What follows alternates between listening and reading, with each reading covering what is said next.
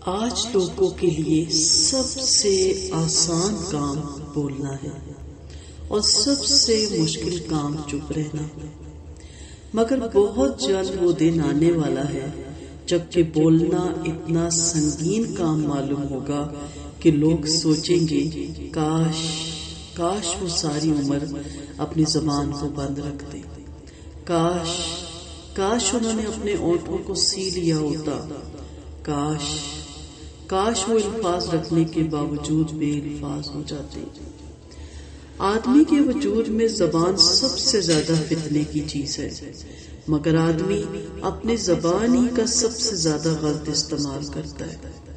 زبان حق کے اعتراف کے لیے ہے، مگر آدمی اپنی زبان کو حق کے انکار کے لیے استعمال کرتا ہے۔ زبان اسی لیے ہے کہ آدمی اس سے بھلائی کے الفاظ بولے، مگر وہ اپنی زبان سے برائی کے الفاظ نکالتا ہے۔ جب کسی سے معاملہ پڑتا ہے تو آدمی ایک جواب دے کر مطمئن ہو جاتا ہے۔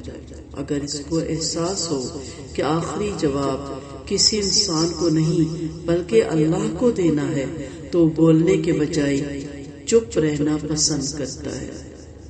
وقار کو بچانے کے بجائے وقار کو کھو دینا اس کی نظر میں زیادہ محبوب ہو جائے۔ اس قسم کی تمام باتوں کی وجہ یہ ہے کہ آدمی نے غلط طور پر اپنے آپ کو اپنا مالک سمجھ لیا ہے۔ اس کو یاد نہیں ہے کہ بہت جلد اس کا خالق اور مالک ظاہر ہوگا اور اس کو گرفتار کر کے بے بسی کے گھڑے میں پھینک دے گا۔ اگر لوگوں کو معلوم ہو کہ کل ان کا کیا انجام ہونے والا ہے تو ان کا آج ان کے لیے بے لذت ہو جائے، ان کی ٹھٹائی اچانک عاجزی میں تبدیل ہو جائے۔ یہ صرف آنے والی کل سے بے خبری ہے جس نے لوگوں کو آج کو ان کے لیے لذیذ بنا رکھا ہے۔ آج لوگوں کے پاس الفاظ ہیں جن کو بے تکان دہرا رہے ہیں، مگر ایک وقت آنے والا ہے جبکہ ان کے الفاظ چھن چکے ہوں گے۔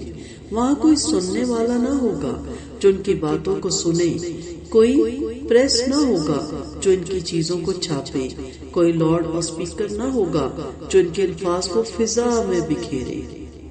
ان کی خوش خیالیوں کا محل گر چکا ہوگا۔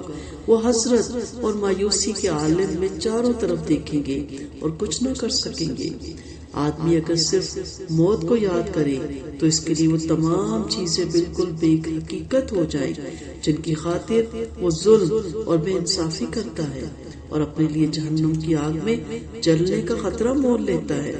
جس مال کو آدمی اپنا سب کچھ سمجھتا ہے وہ اس کو برات نہیں پاتا کہ موت آ جائے، اس کو استعمال نہیں کر پاتا کہ موت آ جائے، اور اس کو اس کے کمائے ہوئے مال سے جدا کر دیتی ہے۔ اگر آدمی اس حقیقت کو یاد رکھے تو مال کے پیچھے اپنے کو دیوانہ نہ بنائے۔ آدمی کو کسی سے شکایت ہوتی ہے، وہ اس کو مٹانے میں لگ جاتا ہے، مگر ابھی وہ اپنی تخریبی منصوبے کو پورا نہیں کر پاتا کہ موت اس کے اور اس کے دشمن کے درمیان حائل ہو جاتی ہے۔ اگر یہ حقیقت آدمی کے ذہن میں تازہ ہو تو کبھی کسی کے خلاف کوئی کارروائی نہ کرے، کبھی کسی کو بے عزت کرنے کا منصوبہ نہ بنائے۔ ایسا گھر جو کل کے دن جل جانے والا ہو اس کا کوئی خریدار نہیں ہوتا۔ ایسا شہر جو اگلے لمحے بہت چال کی زرد میں آنے والا ہو اس میں کوئی آباد نہیں ہوتا۔ مگر عجیب بات ہے کہ موت کی عظیم تر بہت چال کے معاملے میں ہر آدمی یہی غلطی کر رہا ہے۔